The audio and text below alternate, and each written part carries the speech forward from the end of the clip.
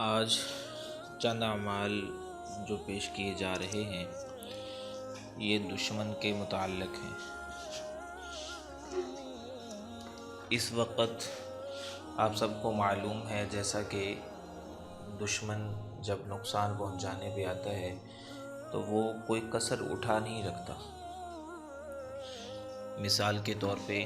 جیسے آج کے دور میں تحریک لبیک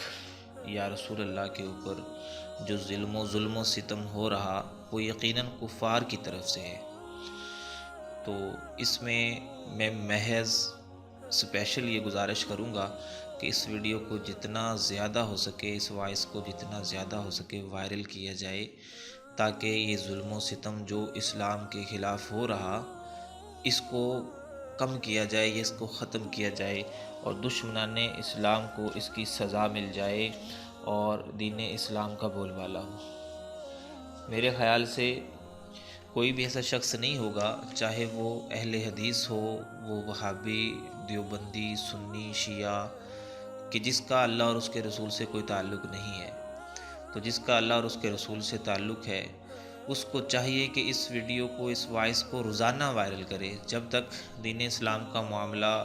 عزت تک نہیں پہنچ جاتا اور عزت محفوظ نہیں ہو جاتی۔ چونکہ اس عالم میں صورتحال جیسے یہ ہے کہ ڈائریکٹ سیدھی گولیاں ماری جا رہی، شیلنگ کی جا رہی، ظلم و ستم ہو رہا، اور دشمنان اسلام جو ہیں وہ اپنی مکمل طاقت سے دین اسلام کو اور اسلام کے پیروکاروں کو نقصان پہنچانا چاہ رہے۔ تو جب تک اللہ کی مدد ہمیں حاصل نہیں ہوگی ہم بالکل بھی کچھ نہیں کر سکتے، کیونکہ ایک طرف گولیاں ہیں، شیلنگ ہے، بارود ہے، اسلحہ ہے اور ظلم و ستم اور طاقت ہے، اور ایک طرف نہتے لوگ ہیں۔ تو ایسے میں اللہ کی مدد کی بے حد و بے حساب ضرورت ہے۔ ایسے معاملے میں 3 چیزوں کی ضرورت خاص طور پہ ہوتی ہے۔ ایک تو یہ کہ دشمن سے محفوظ رہا جائے، دشمن سے محفوظ رہا جائے۔ دوسرا یہ کہ دشمن کے جو ارادے ہیں ان کو نیست و نابود کیا جائے، اور تیسرا یہ ہے کہ دشمن کو تباہ و برباد اور اس کے ظلم کا اس کو بدلہ سکھایا جائے، بدلہ دیا جائے۔ یہاں پہ تینوں چیزوں کے حوالے سے میں عرض کروں گا کہ سب سے پہلی باری آتی ہے کہ دشمن سے محفوظ کیسے رہا جائے، اور یہ وہ قدم ہے کہ جس کے بغیر گزارا نہیں۔ ہم اگر دشمن کو پتھر ماریں اور وہ آگے سے گولی مارے اور ہم اگر محفوظ نہیں تو یقیناً وہ تو ہمارا نقصان ہے۔ لہٰذا دشمن کو دشمن کے مکر سے، دشمن کے فریب سے، دشمن کی دشمنی سے اور دشمن کے ہر وار سے، ہر بلا سے محفوظ رہنے کے لیے جو عمل پیش کر رہا ہوں، یہ ہر خاتون، ہر میری بہن جو گھر میں بیٹھی ہے، ہر میرا بھائی جو گھر میں بیٹھا ہے یا دھرنے میں موجود ہے، وہ جہاں پہ باقی سارے معاملات کر رہے ہیں یہ بھی لازمی کرے۔ کیا کرنا ہے؟ سورت بسم اللہ کے ساتھ ہر مغرب کی نماز کے بعد اور ہر فجر کی نماز کے بعد صرف 41 مرتبہ پڑھنی ہے۔ اس طریقے سے بسم اللہ الرحمن الرحیم لإلاف قریش إلافهم رحلة الشتاء والصيف فليعبدوا رب هذا البيت الذي أطعمهم من جوع وآمنهم من خوف۔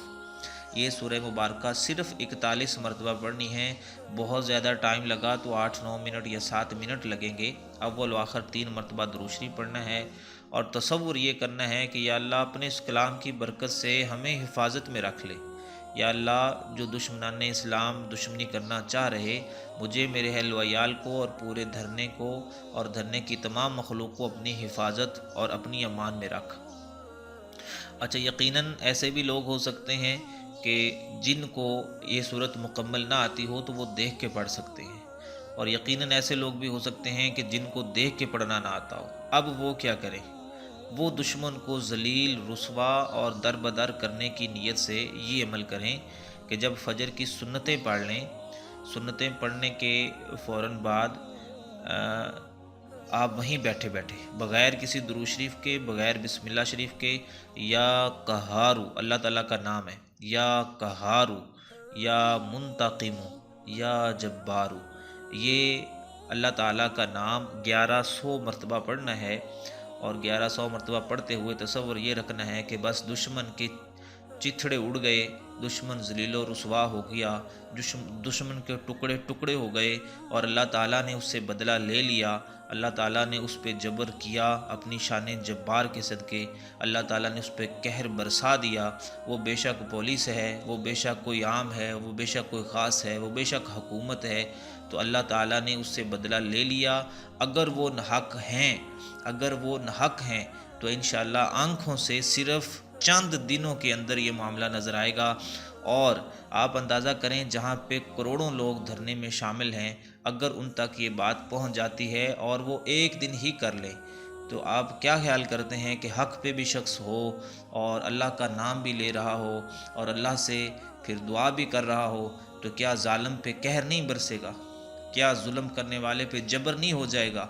میرے خیال سے اس سے بڑا موقع کوئی نہیں ہے کہ جس طریقے سے جو بھی خدمت جو کر سکتا ہے اس کو بالکل نہیں خالی بیٹھنا چاہیے، اس کو وہ خدمت کرنی چاہیے۔ میرے خیال میں سب عبادتوں سے افضل اس وقت یہی عبادت ہے کہ دین اسلام کو بچایا جائے۔ جب تک دین اسلام ہے اس وقت تک ہی آپ کے پاس قرآن ہے، اس وقت تک ہی آپ کے پاس کلمہ ہے، اس وقت تک ہی آپ کے پاس مساجد ہیں، اس وقت تک ہی آپ مسلمان ہیں۔ جب کفر نے غلبہ کر لیا، جب کفر نے گھیرا ڈال لیا، تو اس وقت تک یہ عبادتیں، یہ ریاضتیں، یہ نوافل پھر آپ کے بس سے باہر ہو جائیں گے۔ پھر آپ کبھی بھی یہ نہیں کر سکیں گے کہ آپ کھل کے اذان دیں، کھل کے نماز پڑھیں۔ آج یہ وقت ہے کہ ساری عبادتوں کو چھوڑ کے اس عبادت کی طرف متوجہ ہو جائیں،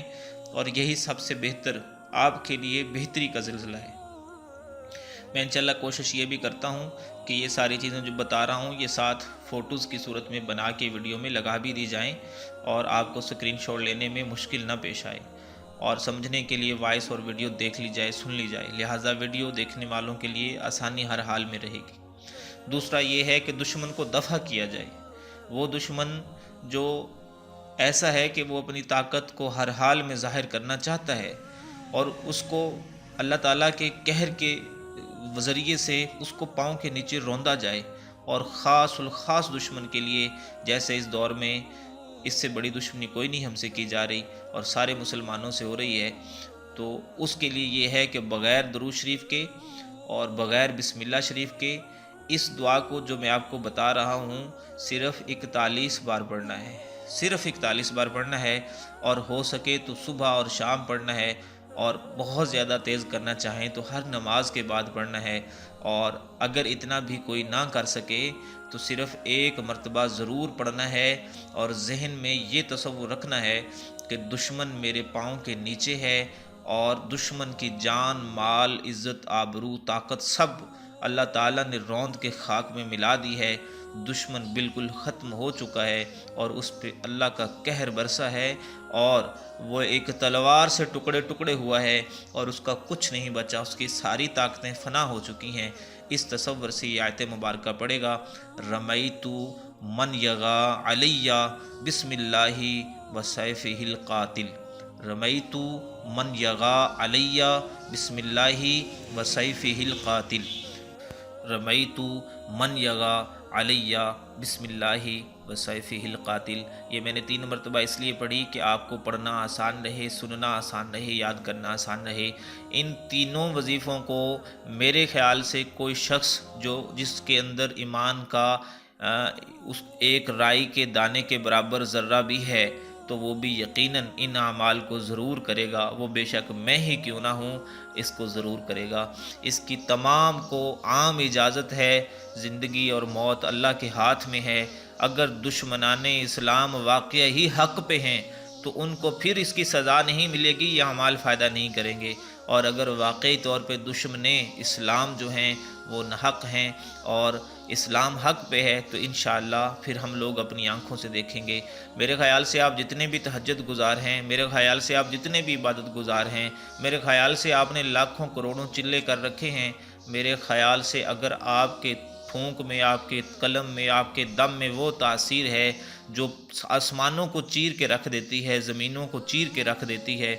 تو پھر بھی اگر آپ اس وقت دین اسلام کی خدمت کے لیے یہ قدم نہیں اٹھائیں گے تو آپ کل قیامت کے روز بھی، قبر میں بھی، حشر میں بھی اللہ اور اس کے رسول کے سامنے جواب دہ ہونا ہے۔ آپ کے یہ چلے، یہ مال و دولت، یہ طاقتیں، یہ راحتیں، یہ چاہتیں، یہ سکون، یہ سب کچھ آخر آپ سے نکل جائے گا، ختم ہو جائے گا، چھوٹ جائے گا، اور سوائے پچھتاوے کے کچھ نہیں بچے گا۔ جتنا ہو سکے اس ویڈیو کو وائرل کریں، جتنا ہو سکے اس وائس کو وائرل کریں، اور بالکل بھی ایک لمحے کی بھی دیر نہ کریں، اور خود بھی اس پہ عمل کرنے۔ ایسا نہ ہو کہ صرف وائرل ہو رہا ہو اور خود عمل نہ ہو رہا ہو، یہ خاص طور پہ یاد رکھیں۔ اور ایک بار دو بار وائرل نہ کریں، بار بار اس کو وائرل کریں۔ دعا ہے اللہ تعالیٰ عمل کی توفیق دے اور اللہ کامیابیاں عطا فرمائے۔ السلام علیکم ورحمۃ اللہ وبرکاتہ۔